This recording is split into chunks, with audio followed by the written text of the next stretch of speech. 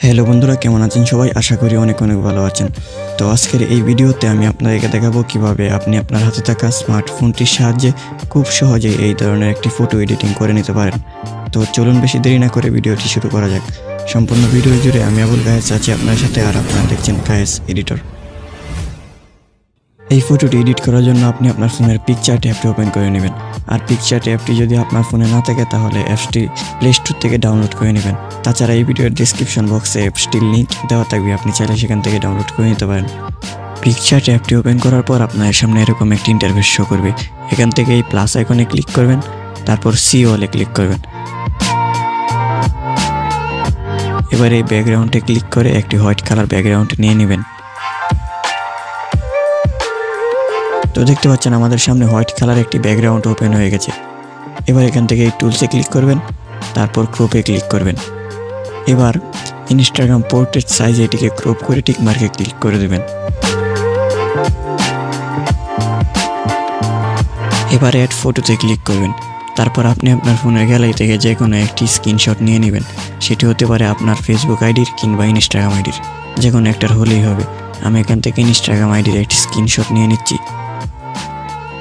এবার এটিকে বড় করে ক্রপে ক্লিক করে দেবেন। তারপর উপরের অংশটি ক্রপ করে টিক মার্কে ক্লিক করে দেবেন।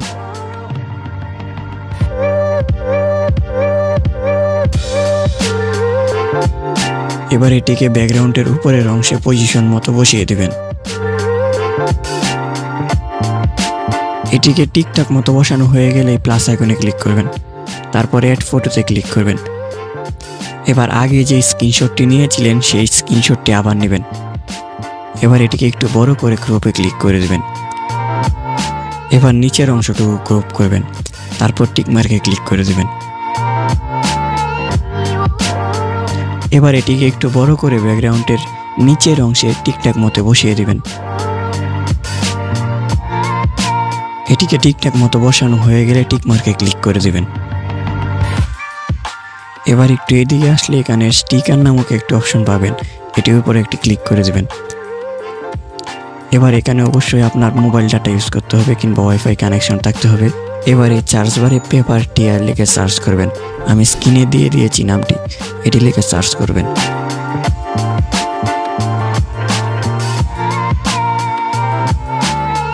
এটি লিখে সার্চ করলে এখানে অসংখ্য PNG পেয়ে যাবেন। এখান থেকে আপনি চাইলে যে কোনো একটি ইউজ করতে পারেন। তো আমরা যেটা ইউজ করবো সেটার জন্য একটু নিচের দিকে আসবো। তারপর এখানে দেখতে পাচ্ছেন একটি PNG, এটির উপর একটু ক্লিক করে দেবেন। আপনি যদি প্রথমবার এটিকে ডাউনলোড করে থাকেন তাহলে একটু কিছুক্ষণ লোডিং নেবে, তারপর এটি অ্যাড হয়ে যাবে। এই PNGটি অ্যাড হয়ে যাওয়ার পর এটিকে একটু বড় করে পজিশন মতো বসিয়ে নেবেন। PNGটি ঠিকঠাক মতো বসানো হয়ে গেলে এই প্লাস আইকনে ক্লিক করবেন, তারপর অ্যাড ফটোতে ক্লিক করবেন। এবার গ্যালারি থেকে যে কোনো একটি ফটো সিলেক্ট করে নেবেন। আপনি চাইলে ওই যে স্ক্রিনশটটি নিয়েছিলেন সেটিও নিতে পারেন। আমি ওই স্ক্রিনশটটি নিচ্ছি। এবার এটিকে একটু বড় করে শুধু ফটোটি রেখে বাকি অংশগুলো ক্রপ করে নেব, তারপর টিক মার্কে ক্লিক করে দেব। আপনি যদি অন্য একটি ফটো নেন তাহলে ক্রপ নাও করা লাগতে পারে। এবার এটিকে পজিশন মতো বসিয়ে উপরে এই অপশনে ক্লিক করব, তারপর এখানে ক্লিক করব। তাহলে এই ফটোটি ওই PNGটার নিচে চলে যাবে। এবার এখানে ক্লিক করবেন, তারপর ইরেজ অপশনে ক্লিক করবেন। এবার এই সেটিংসগুলো ঠিকঠাক মতো করে ফটোর যে বাড়তি অংশগুলো রয়েছে সেগুলো আমার মতো করে আপনারা ইরেজ করে নেবেন। আপনারা এই কাজটি খুবই সাবধানতার সাথে করবেন। আমি ভিডিওটি একটু ফাস্ট করে দিয়েছি, তা না হলে ভিডিওটি অনেক লং হয়ে যাবে।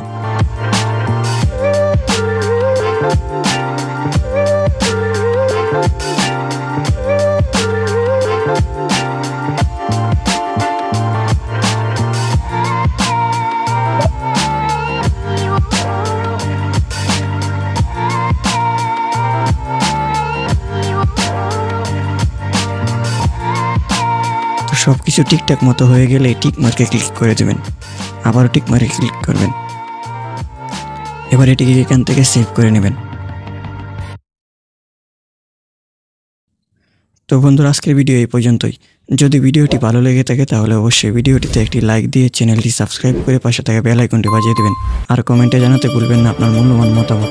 তো দেখা হচ্ছে পরবর্তী কোনো নতুন ভিডিওতে। ততক্ষণ সবাই ভালো থাকবেন, সুস্থ থাকবেন। আল্লাহ হাফেজ।